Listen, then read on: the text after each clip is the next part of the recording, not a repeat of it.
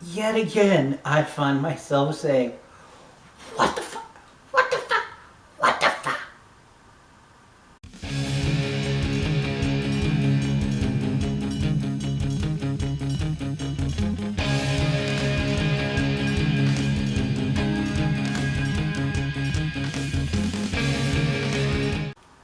Greetings, geeks and geek girls. It is me. I am back for another Riverdale.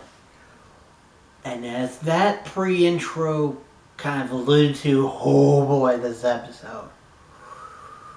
Whew! Some twists and turns I was not expecting. A little bit mind-boggling. But before we get into that, spoiler warning, if you guys hadn't seen it, go watch it, then come back and tell me what you think in the comments down below. Alright, so you've been warned. Let's start recapping this. Splitting it into threes.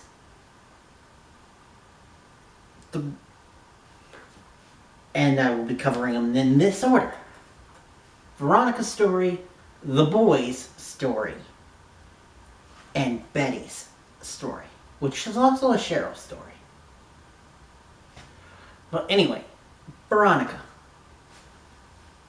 In any other episode, this subplot would probably be told into more detail, but in this one where there's so much going on, I'm probably going to glaze over it a little bit and jump the gun. Her story is about her trying to get her parents back together, and she actually threatens her own mom. She sends her mom fish as because her mom comes to her and tells her basically that when a mob king gets a divorce, the mob wife seems to disappear, and she didn't want that for her mom. So she threatened her mom to get her parents back together, and it kind of worked. That her parents are now publicly together, so that none of that will happen in real life. But there's still, their marriage has been annulled by Monsignor himself, so they're not together. It's like the marriage never even happened. Let's go on to the boys' story. The boys' story is Jughead is trying to take down his mom's drug trade to get her to leave town. And he burned one lab, and now he's trying to go and take out all the other ones, beat them down. It works, kind of. He gets caught at one point and reprimanded by his father, and his mother plays the whole motherly, "Oh, it's dangerous. Well, maybe you shouldn't be doing this whole deputy thing in the first place then." And more FPs just try to think of what's best for his boy.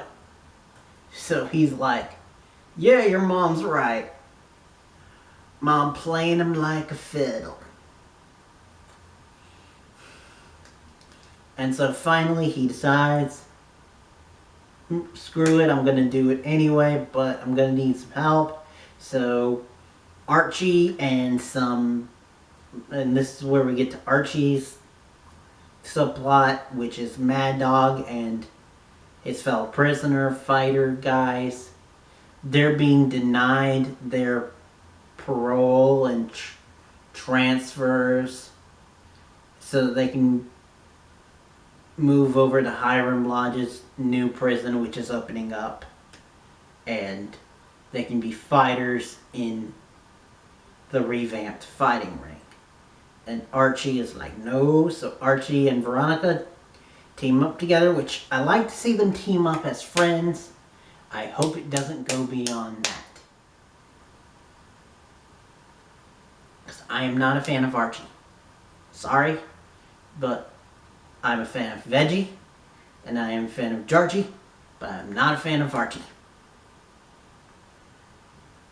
Wow, keeping all these ship names gets to be a little much. But anyway, they try to take down the last drug ring, and it basically works. We get like Daredevil inspired fight scenes. Even Mad Dog himself going Mono E 5-0 or 6-0. 6 different guys where he's like BAM! BAM! BAM! Mad Dog's actor needs to be a superhero. Because if you saw early The 100, you know this dude and his acting skills, and he's a good actor, and he's also a good fighter now. So this dude needs to be a superhero. I was all pulling for him to be live action Luke Fox, but on Batwoman, but that didn't happen, so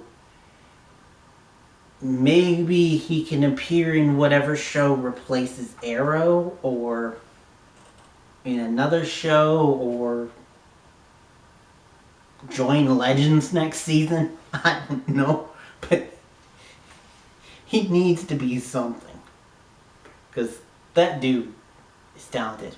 Gargoyles have guns, and they shoot them, and if they start shooting them,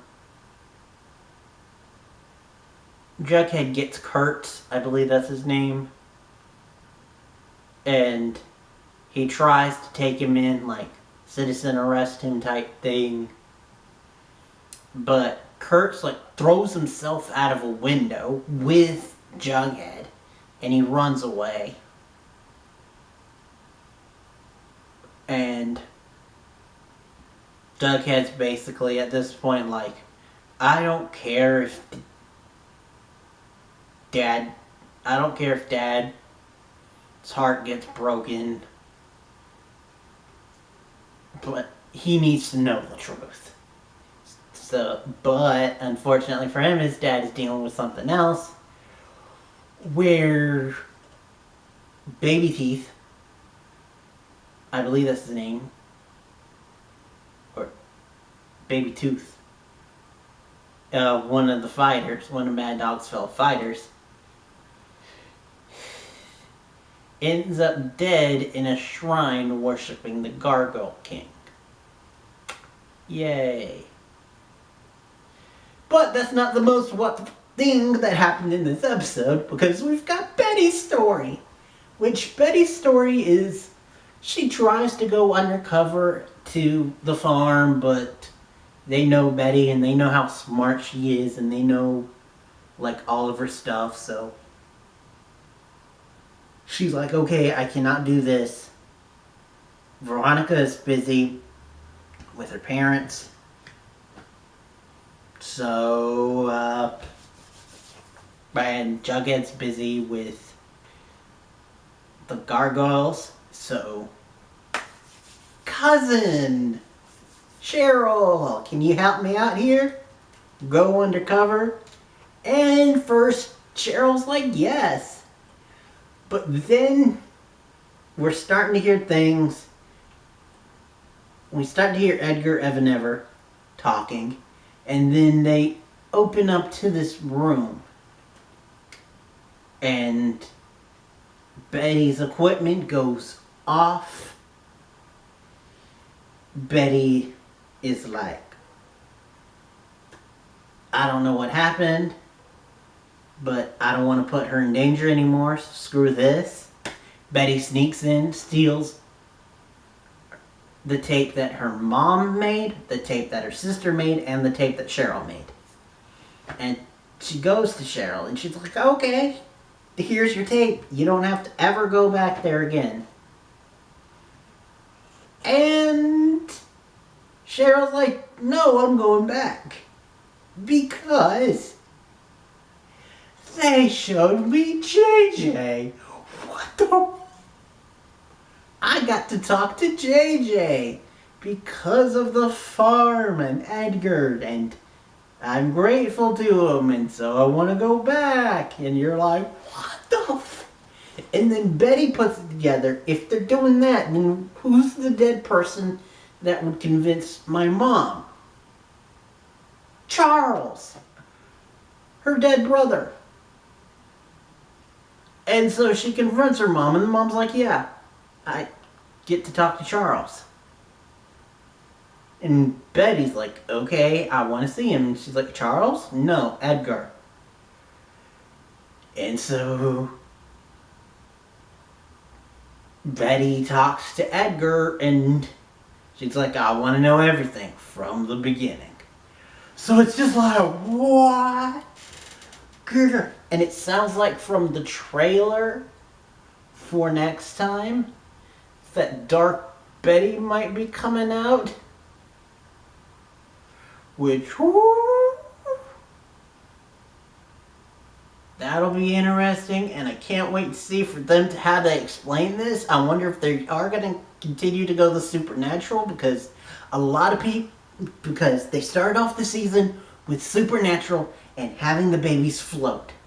But then everyone started jumping in saying, no, that's not supernatural. That was probably just Betty hallucinating. Because you sometimes hallucinate right before you have a seizure. I'm told. And so they were like, it was just a hallucination before the siege. Sure. But now I'm starting to think there's something supernatural going on. Are we going to need to call Sabrina for some backup? Because what the fuck? Anyway, been going on for too long. Thank you guys for watching. Next time you see me will actually hopefully be in a few hours. For perfectionists, and it'll actually be a while before I do Riverdale again because they're going on a break until the 17th. So, bad news is won't be covering Riverdale until it comes back. Good news is that unless something else comes up, I think Perfectionist is going to be more on time the next couple weeks. So again, thank you guys for watching. Till next time. And beyond. The hell? This show was just supposed to be about kids going to a high school and maybe investigating a murder.